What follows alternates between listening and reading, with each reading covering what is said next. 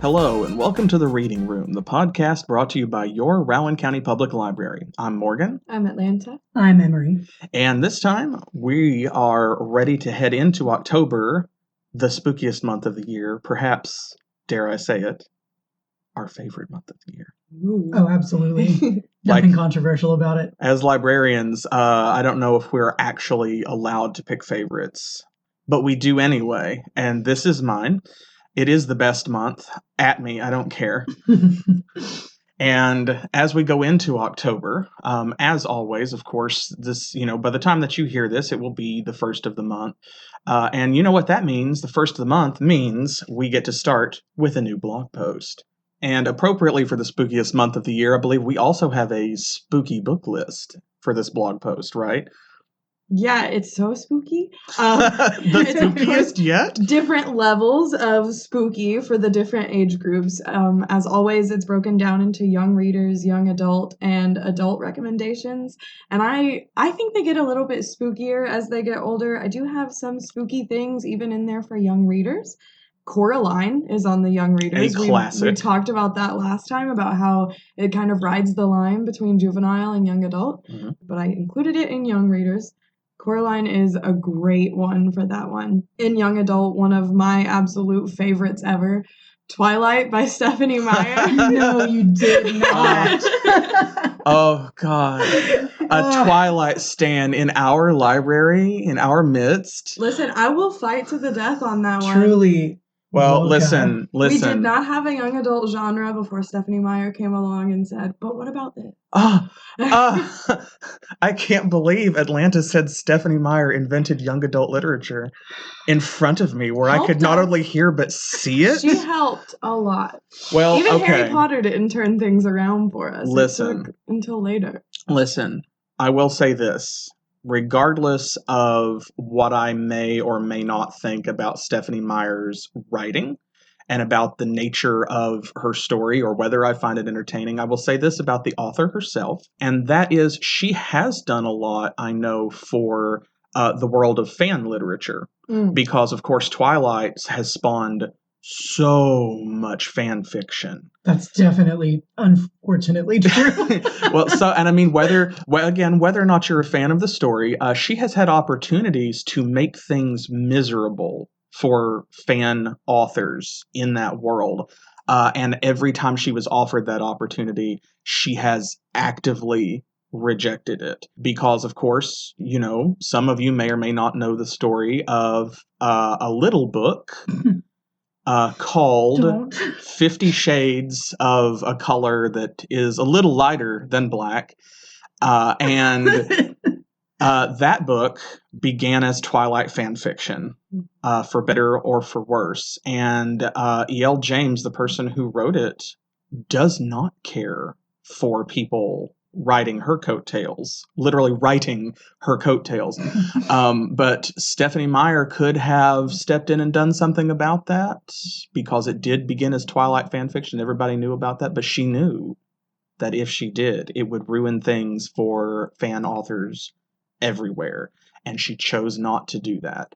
So we are, however reluctantly, I think, forced to stan for that reason alone. So there's your spooky fun fact. There's your spooky trivia for October. Your spooky trivia is... Nobody asked to have this mystery solved, but I'm so darned if we didn't do it. That has to live in all your brains. Good work. But yeah, so yeah, I had the blog post has got some good spooky books on it. What else is on there besides Coraline and Twilight?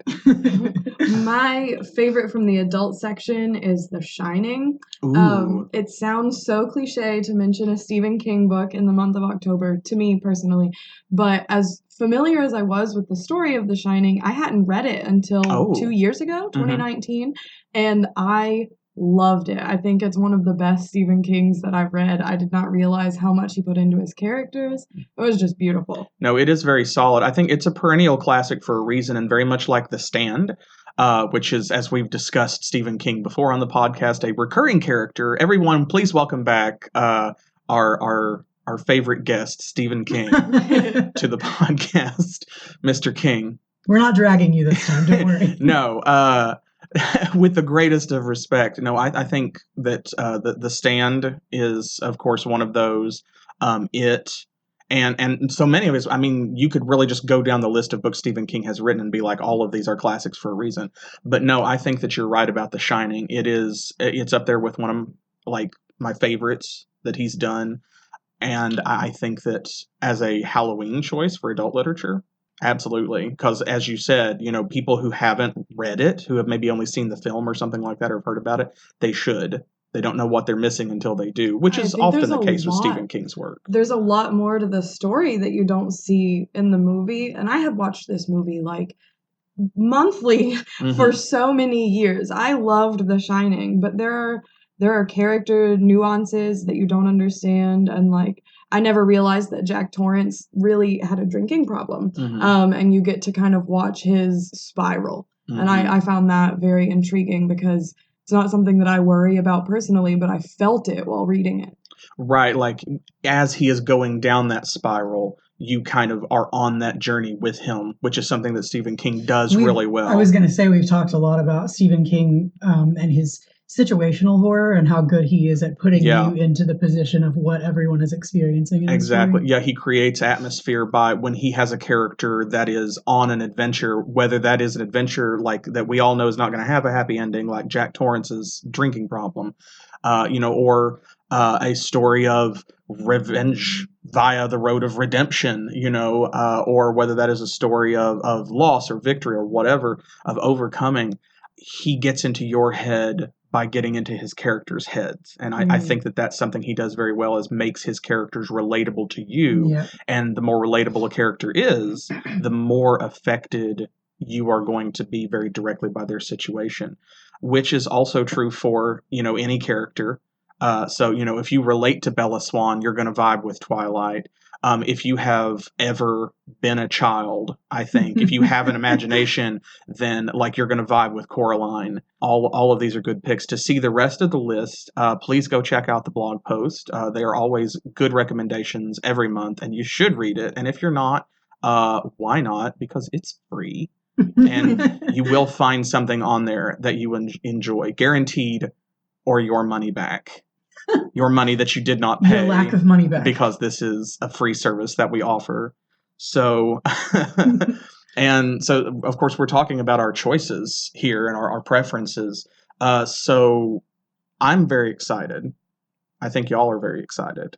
Because October also means that the staff picks have rotated. So we have a new crop of those that you have been curating. It is the fourth quarter of 2021, so we are going into a whole new round of staff picks that will hopefully last the entire 3 months. Maybe there's a special surprise in December. Maybe there is. We'll just have to wait and see. But we are going with the buzzwords, sour and sweet. And so the staff get to pick for things that they think are either sour or sweet, or I think, Morgan, you took it a different direction and did both sour and sweet in each book. Yeah, I think it was kind of like the last one, like motivation is a powerful word. And so for the last quarter, you gave us the buzzword motivation. And off of that keystone, I thought, well, what motivates me? How do I want to motivate other people with my staff picks? What do I want to motivate them towards? That still is a broad category, and you can be motivated in different ways. So I started thinking about sweet and sour, and of course my first thought was food. And we talked about this a little bit last time where, very, very immediately I thought of, I was like, candy. Right. Brand name, hashtag not sponsored, candy, capital C, TM. And other people, I think, did choose some like cookbooks and things as well. But I started thinking, I was like, how can I make this not about food? Because that's the obvious choice. What else is sweet and sour? And I landed on the concept of opposites attract. Because what is, sweet and sour? We love them together. Each of them makes the other one better. That's why people love sour candy. So rather than do candy, what other kinds of opposites attract? And so I chose some romances, some love stories that have characters in them, and also some stories about friendship as well, where people who are very different come together and either wind up together or wind up supporting each other or wind up having the same goal, coming to the same point of character development together, whatever. They share a story and an adventure. And I'm going to be honest, as other people started telling me what the word sweet and sour inspired them to choose, I got really excited because y'all had some good stuff as well.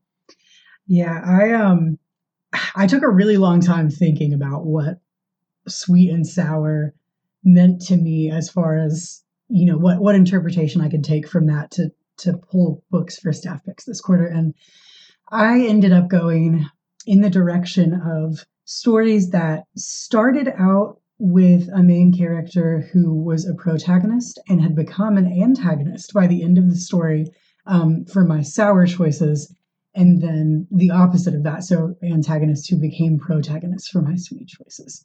And there's some interesting stuff out there. You'll just have to come in and check it out for yourself. Atlanta, have you chosen yours yet? No.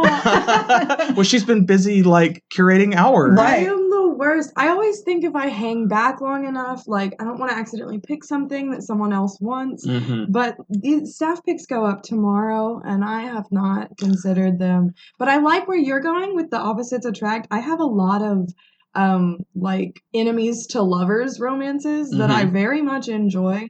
I don't know why it's trash reading, but things that start off with people that absolutely are not vibing, people that do not get along, and then they get forced proximity, they have to stay in the same hotel room or something. For some reason, I have always enjoyed that. We all wanted to pull Carry On by Rainbow Rowell. Every one of us. And that book is checked out. And to you, the patron who has that book right now, I hope you're proud of yourself.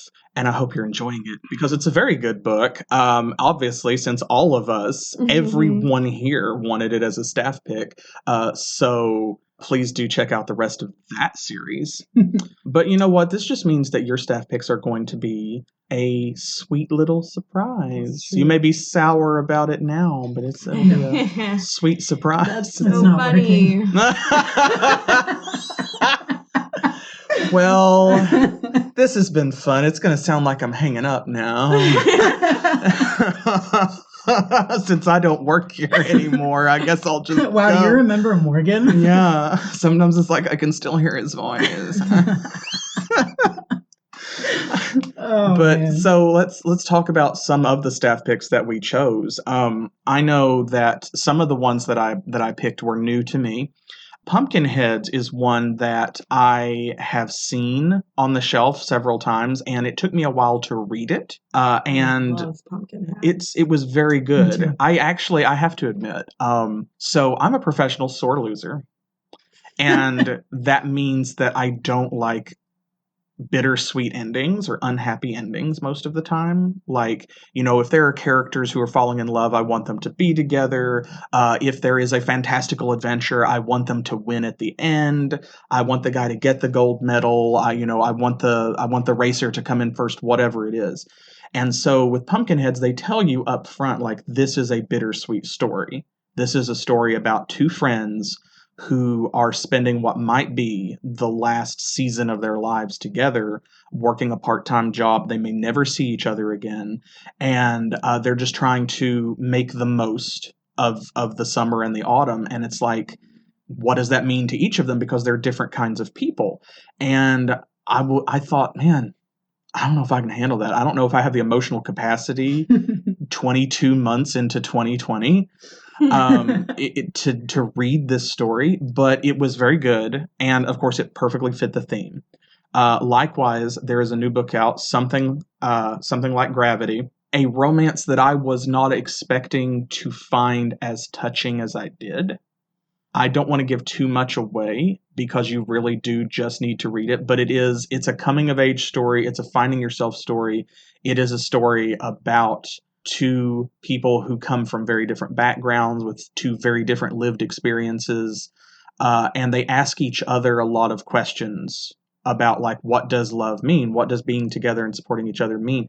What does it mean to even be who you are and to be out there looking for love? Which is something different for everybody. Then, of course, we have Check Please, which I cannot recommend enough. That is a young adult graphic novel. And if you want to talk about opposites attract, the protagonist is from the deep South. Like Georgia, is a baker, does all of the, is like a figure skater, then joins his college hockey team. And there meets someone who is a star athlete, the son of another star athlete. Come on.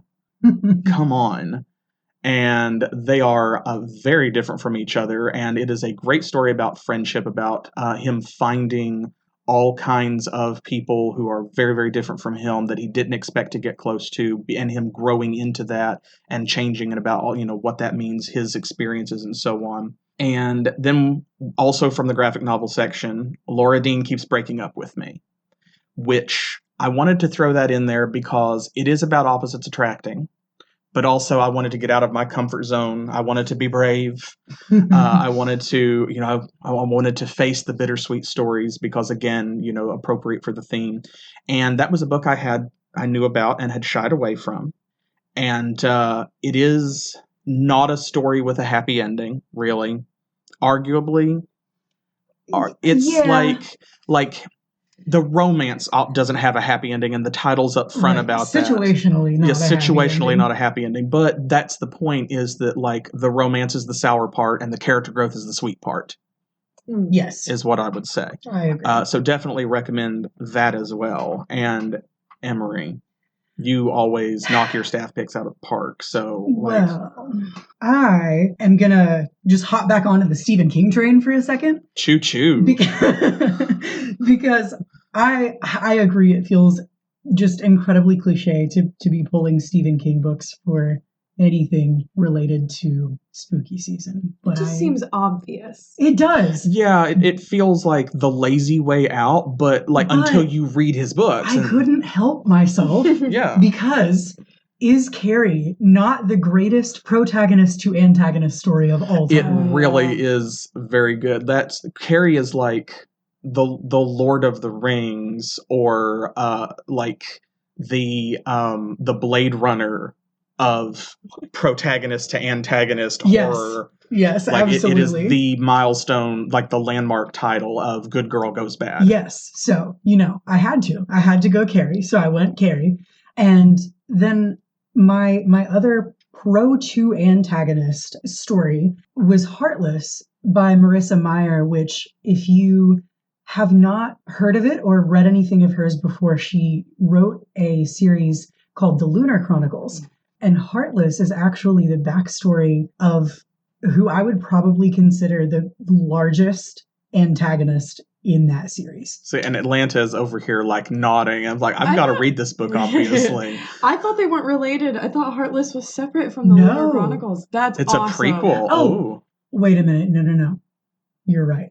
I was thinking, no. Oh, no. I was thinking there is a story called Ferris that I wanted to use. I see. And couldn't find. Wasn't checked in. I didn't mean to argue with you. No, I'm glad that you did, because I was going to be lying to people. Okay, so now I actually know a little bit more about this story, even though I haven't read it, because Ferris is a title I'm familiar with. I haven't read it either, but I know what it's about. So Ferris, this is the same author. Yes. Ferris is the one about the antagonist from the series, The Lunar Chronicles. Which you should read. Which you should definitely read. Please read that. And Heartless takes place in the same world. But Heartless is not related. Not related. Okay. Not related, just the same It's author. like the author does retellings, so it feels related, because the first books were about Cinderella, and this one's about Alice in Wonderland type thing. So it just kind of makes sense. No, that's actually that's really attractive to me, because I loved Wicked and Son of a Witch. So Ferris is very much that. It's very much the backstory on that antagonist. So check that series out, and then check out Ferris as well. But Heartless, the book that I was able to find that we did have checked in, is sort of an Alice in Wonderland retelling, and it is the origin story of the Queen of Hearts and why she came to be the way that she is. And it is something else. How she got from heartless to making everyone else headless. Yeah, exactly. So that's a very good one. If you haven't heard of it, check it out. And then my two my two antagonist to protagonist stories were very, very different from each other. I'll say. And my first choice was The House in the Cerulean Sea by T.J. Clune. And the main character of this story isn't necessarily a villain. He's just not the person that you want him to be. In the beginning of the story, he doesn't have the right motives. Spends a lot of time trying to get out from under the hero's burden, sort of working thing. For some not great guys. And by the end, you'll love him. So look into that one. And then my other pick was Six of Crows. I knew it. By Leigh Bardugo. And that duology is something else. It is. You got to promote that one. Yeah. If you have not read it, please, please, please, please read it. The antagonist to protagonist of this story, my dear sweet son, Kaz Brecker, whom I love more than anything on planet Earth, is truly just the light and joy of my life. So if you haven't read the Six of Crows duology, please do that. There are mixed opinions about whether he actually becomes a protagonist or not. But in my opinion, he does. And they are wrong. So in my opinion, everyone else's opinion is wrong. So yeah, go read those. Just go do it. Just do it. Do it immediately. They're on the staff pick shelf. Just go. What are you waiting for? Well, they're not. They're not, yet. But they will be tomorrow. They will be when you hear. By the time you hear this. By the time you hear this, they will. Yes, as you are listening now, they are on the staff pick shelf. Go check them out. Go check them out. And speaking of checking things out here at the library, got them. Bazing. So incredible segue. I know. Thank you. It's October. I'm feeling it.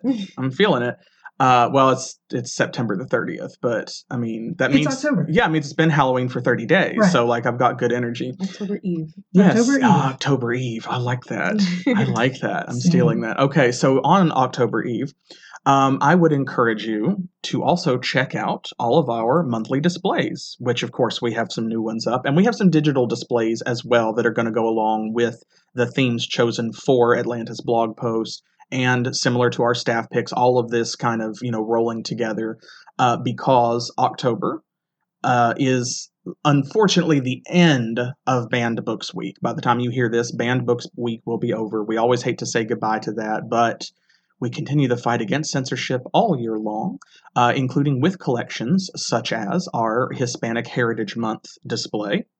Which that's something that we have not always done in the past, and I'm really glad that we're doing it now, especially because we have a lot of Spanish-speaking patrons.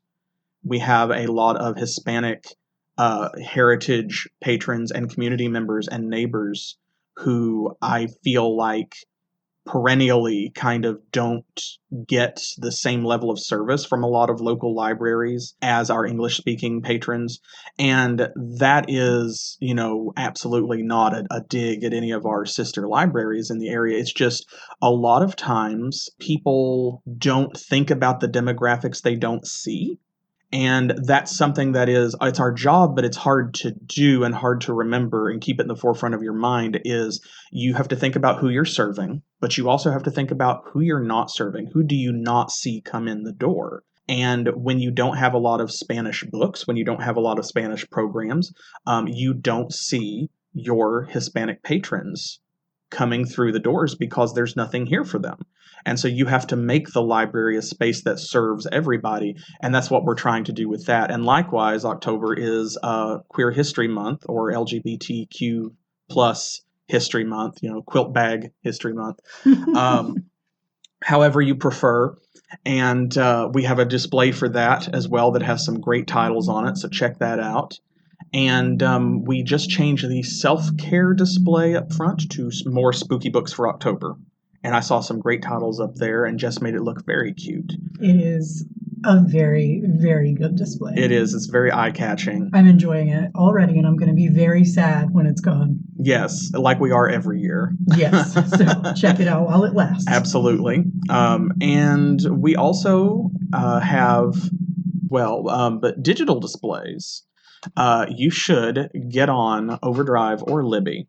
If you're not already using it, there's not been a better time. I know all of us use it. Oh, yeah, absolutely. I use it daily. Like, I am a huge fan of Libby. And it's such an easy app to use. Like if you already like Overdrive, or if you know what Overdrive is, Libby is the same thing, except they made it even more user-friendly. So check that out. If you've got a library card or multiple library cards, even from different libraries, then Libby is exactly what you're looking for. And you can get on there and check out our curated collections, not only for Banned Books Week, which I'll probably leave that up for a little while longer, but also for LGBTQ History Month, for Hispanic Heritage Month, and for Halloween. We have some horror stories for the grown-ups, and in the kids section, we've also got some spooky stories, some eerie reads, both graphic novels and other visual media, and also just regular ebooks and some audiobooks, because don't forget that on Libby, you can also check out and listen to audiobooks right there natively in the app. And in case you are not already checking it out, or in case you're not sending us your submissions, we have our eternal collection that is always changing but never going away, What Rowan County is Reading. So make sure that if you have a book recommendation of your own, it's kind of like a staff pick. It's patron picks. Patron picks. Yeah, it's patron picks. Tell us what you're reading that other people should read and let us know. And we will put it on there. And that's also where you're going to find anything new that we add to our digital catalog. So any new ebooks or audiobooks that are requested, when we get them, they go in that catalog, that collection as well. So be sure to check that out. And Emery gave us the perfect segue because you mentioned programming. So, okay, well, it was a really awkward, weird segue, but like that was kind of my fault. Thanks. So, not your delivery, just the segue itself. Programming. Like this one now. See, we made it work. We always make it work. We made it worse. We made it worse. It's so bad. So, God, this got scary fast. Like October.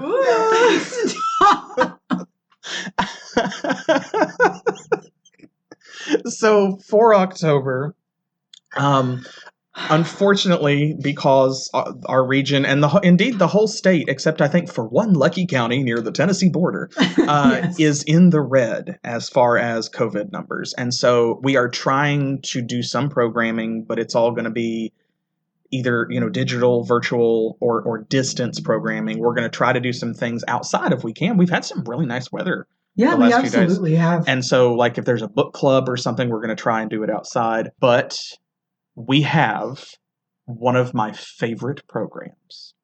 It is starting, by the time you hear this, it's starting, like, now. And you need to check it out. And that is our 3rd annual Literary Pumpkin Pageant. Y'all, this program was such a great idea. And every year that we have done it, I have loved it so much. Yes, me too. I've never actually participated in it. Technically, none of us have. This is the first year that the staff have been an actual entire group. So we were able to like paint pumpkins and show them off and stuff. Mm-hmm. But now it's a competition. Yes, now there's a staff category, and you, the public, get to vote for your favorite. So the pumpkin pageant is really very cute. And all you're doing is you're bringing a pumpkin, you get a pumpkin. Yeah, you got your pumpkin. You decorate it. We do not give you the stuff. Or the pumpkin. Come on. Get your own pumpkin. Goodness gracious. We're providing the contest to you for free. Yes, honestly. A place to put your pumpkin. That's what we're providing the venue. We're giving you a pumpkin stand. Can you not do anything for yourself? So from October 4th through the 16th, which is the final day, you will be able to submit your pumpkins. And it has to be a real pumpkin. No fake pumpkins. Okay. No foam pumpkins, no plastic pumpkins. No rubber pumpkins, no silicone pumpkins. And it has to have everything inside it. Yes, you cannot carve it. In fact, that's very important because we cannot just have pumpkins spewing pumpkin stuff all over the library.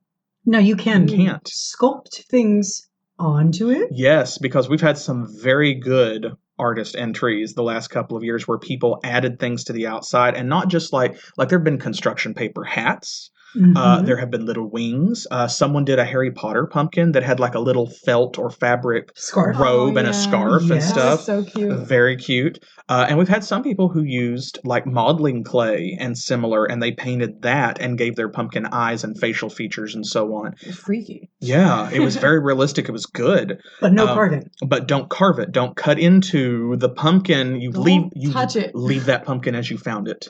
You leave it. And it cannot be any bigger than 12 inches by 12 inches. Now, that's the base of the pumpkin. If you have a tall, skinny pumpkin, there's no rule about that. So if it's 12 by 12 by 17 feet, like, we do have room for that. But also, if you bring that pumpkin in, you are required to alert all staff so that we can come to the front desk for story time, because where did you find this pumpkin? It has to have a literary theme. So it has to be a book character. It has to be something about a story. Now, most people, I think, decorate them up like characters, right? A lot of people do, but not always. Yeah, like you can paint a scene from a book on it, for example. So, you could paint, it could be like an old Greek vase where, around the outside it's showing scenery or scenes from the story or something. That would be fine. Just tell us what inspired it. Make sure that we have a note that we know exactly what your pumpkin is doing when you bring it in. And you have to take them to the children's circulation desk. That's where we are accepting submissions. So when you do that, we're going to enter it into one of 6 categories. It's 5 and under, ages 6 to 8, ages 9 to 12, ages 13 to 17, ages 18 and up, and our brand new staff category, which I hope is going to have some good stuff in it. I know it will have some good stuff in it. Oh, I know it will. I don't know how many people are going to participate, but I know that anybody who does, it's going to be good. And then we're going to let you vote for your favorites in all 6 categories. You will pick the winners from October 18th through the 23rd. That is the final day that you can vote. And we will have paper ballots and a ballot box on the table underneath the big map in the atrium, right next to the front circulation desk, beside the fax machine and the printer at the office center. You can vote for 1 entry per category. So you get to vote in all 6 categories. Just don't vote twice in the same category. And this is important because this year we're letting you vote online as well as in person. We're going to post all of these to Facebook. And then we are going to let you comment under the picture of each entry so that you can vote for that entry. So make sure you just don't vote twice in the same category. And then we're going to announce the winners on October the 25th. And each winner is going to get a bag of art supplies, because we want to encourage you, whatever kind of art that you do, we want you to keep doing it, do more of it, get into it. And hopefully that means that you will enter the pageant again next year. And you will have a pumpkin that you are even more proud of. And along with that, we are excited to be bringing back another month-long program that's going to run all October long. So it starts tomorrow as of the time of this recording, but when you are listening to this, obviously it'll already be off the ground. It started yesterday for you. October the 1st. You might be listening to this on the 17th. I don't know. I don't know what your schedule is. I'm not going to put words in your mouth. And that is, can I get a spooky drum roll? Ooh. Thank you. I didn't know what a spooky drum roll sounded like, and I wanted your interpretation. Grave sites. Yes, grave sites. So we did this last year. This is the 2nd time that we've done it. What we do is you bring us your spooky stories. We want to hear your scary stories, your ghost stories, your local legends, your tales of cryptids and monsters and weird stuff that you've seen or that happened to someone. Even if you heard it from a guy who knows a guy who knew another guy who roomed with the dude that it happened to in college, that's fine. It's still your story as far as I'm concerned. And you can either print that off, like write it up and bring it to us physically at the circulation desk, or you can email it to us and let us know if you want to remain anonymous or if you want your name on it. And then one of us here, not just us 3, but like a staff member at the library. Maybe one of us. Maybe one of us 3, yes. You did. Yours was very good last year. Thank you. Yours was my favorite. You're librarians. I want to do one. Yes. No, I think we should. You have to do one. We should. I have a degree in theater, so I probably should do one. So if she doesn't do one, that is a crime, and we go to crime jail. We go to crime jail. We go to crime jail. That is legally a crime. Yeah. Which makes it illegal. Legally a crime. It's legally a crime, so it's illegal. So it's an illegal crime. And I didn't do one last year because I did the recording and the sound editing and stuff. Everyone roast Morgan for being a legal crime criminal. Yes, I know. So it's a single tear. I know. God, I hate that guy. So one of us here, a librarian, will read your story. We will narrate it and post it up on the website for everybody to hear and listen to. And we will tell it in a spooky way. So that way, you can listen to it with your headphones on in the dark, like you're watching a horror Let's Play on YouTube or something, and get real spooked. So yeah, send us your stories. And we will be publishing those and recording them as we get them. So it's all month long. We're not going to wait and then post them all at once. As soon as you send them to us, we'll record it and we'll get it up as soon as possible. And I am going to get us started by bringing back the entries that we had last year. So be sure to check those out as well. We'll be posting about that on social media, but it will be under our programs. So go to the website, look under programs and classes, and you will find grave sites along with the literary pumpkin pageant, where you can review the contest rules and so on. And we also have some one-off programs and events this month that we're still going to try and hold, starting with Fall Fun Night and Fall Craft Night. Now, Fall Fun Night is for everybody. Fall Craft Night is aimed at adults. I'm not sure yet exactly how things are going to change. I think that both of those are going to be kind of like a hybrid sort of drive up, walk up, drive through sort of thing. I don't know that we have all of the details necessarily yet. That's how chaotic everything is it's still changing. It is. I think that I heard Sandy and Jess mention something about Fall Fun Night being potentially a drive-through event. I'm not 100% sure how that's going to go yet. I think what we're going to try and do is we're going to have a drive-around experience where you come to the library, you go around the outside, around the outside, around the outside. Thank you for coming with me on that. Yes, every time you must. And click your heels 3 times. And you go to 8 Mile Road. So, no, you'll drive around and there will be like a fun experience. We're going to have some displays. We'll have people outside. And then when you get to the drive-through, we will have like a goodie bag that's going to have some crafts and some giveaways in it, some library swag and things like that.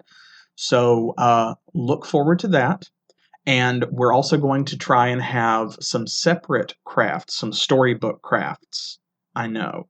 And we'll have more information on that on the website and on social media, so keep an eye out there. But I think it's going to be like weekly. We're going to try and do something all October long. I believe we're going to have different crafts for different storybooks. And Miss Sandy is going to show everybody how to do that, how to make the craft and go through the storybook. And we will have those videos up for you to watch on Facebook. And then Fall Craft Night, I think, might become just like a drive through and get a crafting kit. Yeah, I think that's probably what's going to happen. That's what a lot of our crafting events have become. And we all hate it and we're sorry, but like it's, what you gonna do? We've got to be safe and we've got to do our part to keep you guys safe. Yeah, so. we have to protect you, but we still want to do fun things. So at least we can do this. I'm just glad we can at least do this. Me too. Because I hate that we can't do more, but I would hate it 10 times as much if we could do less. Yeah. So, and read for the record. Now, as far as I know, that is still October the 28th.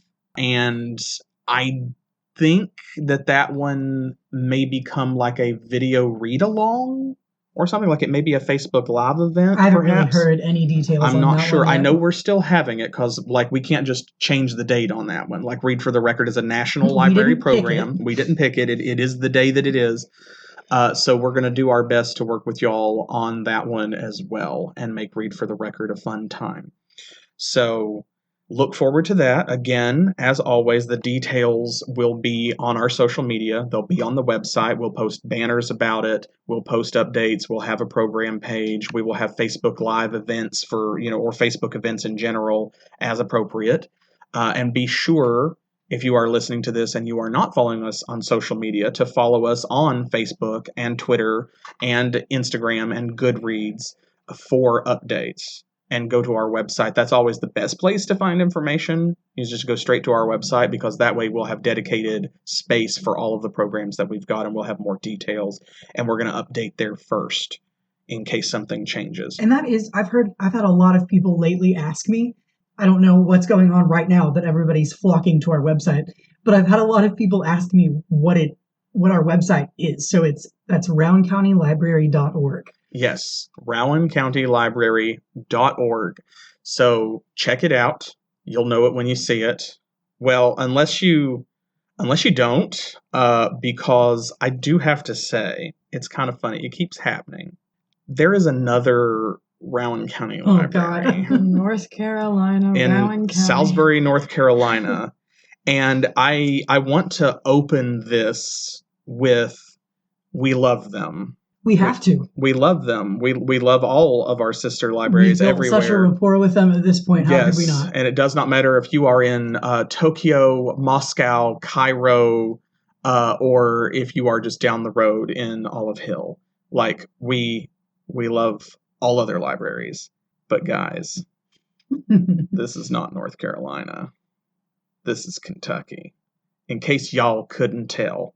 Because ours is rowancountylibrary.org and theirs is rowancountync.gov, because they have a fancy government website, which is really cool. And I am jealous. And that is how you will know, is if it is .gov, then that is your library if you are in North Carolina. If it is .org, it is your library here in Kentucky. And to any of our North Carolina non-patrons who found this podcast by accident thinking it was your library, thank you for listening. But we can't help you. We can't help. Well, we can and we will help you, but all we can help you to do is to, like, we can give you the phone number and the website to the Salisbury Library. Yeah, we can redirect you. Because I have done that. We can entertain you. More often than I care to admit, I've gotten a call from somebody that absolutely was not calling our library, and then we spend 20 minutes trying to find their account. That is... I don't know when your books are due. I'm that not is sure. The funniest I've never part. heard that last name before. I've never had that. Yeah, that's not a common last name around here. But, it is a university town. We have a lot of traffic from outside. So it is so funny. That's my favorite part of it, is whenever somebody's like, oh yeah, hey, here's my last name, because we always say spell your last name or give us your library card number, and people usually choose to give us their last name because the thing is, when they call, they don't always have their library card in their hand, which is completely understandable, and very few people know their card number by heart, but you know your last name. So people will spell their last name. We go looking. We can't find them. That account doesn't exist. That's strange. Well, now listen. I was just down there. And I checked out these books. And, I don't want to get in trouble. I know that these books are coming due. When are they due? These books aren't in our catalog either. My favorite. And now we have a mystery. Personally is we don't have anyone by that last name in our system. Well, my entire family lives in this town. Yes. And we all have library cards. We all have library cards. It's like, no, listen, I believe you, but things happen and you're not in our system. And usually that's the clue. That's typically it. And also, if you spend 5 or 6 minutes looking for somebody and they're not there, and it starts to stretch out at 10, 15, 20 minutes, and it's like, okay, wait a minute. Give me your card number. And they rattle it off, and it's like... It doesn't start with that 40351. It doesn't have 40351. It's like, no. Oh, where are you calling from? Oh, well, I'm in North Carolina. The mystery is solved. We have Agatha Christie'd this. We're good to go. Let me give you a phone number to someone who can actually help you. I understand the situation now. When you Google for a phone number, go ahead and check that picture, because there's definitely a picture of the front of our library. And the front of theirs. And they're both beautiful, but they are not identical. So they're not even similar enough to confuse the two. So. No, because they have like the big, nice, like it looks like you're walking into a Smithsonian museum. Yeah, because they have that fancy government website. So. Exactly, that's what happens. Did you know when you get a .gov website, they come and like they upgrade your building. They come from the Smithsonian, actually. Yeah. They come and it's like Lego blocks. They just start building up the outside, up the outside. Oh my God. But I think have we forgotten anything for October? I almost just said Ober for Ober. I'm so over it. We're all over Call me it an today. Ober so I can just get it right out of here. Oh man, what if that was a service? What if you could call a service? A service? Listen, yes.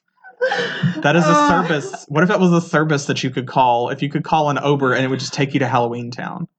Oh, I would do that. Honestly, every one-way trip.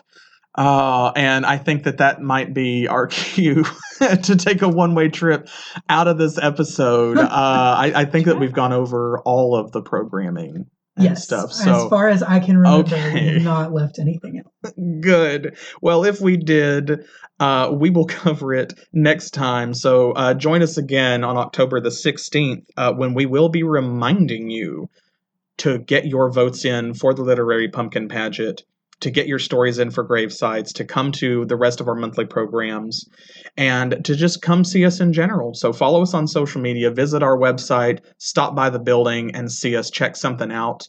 And thank you for checking out the podcast. And until next time, I'm Morgan. I'm Atlanta. I'm Emery. And this has been The Reading Room, the podcast brought to you by your Rowan County Public Library.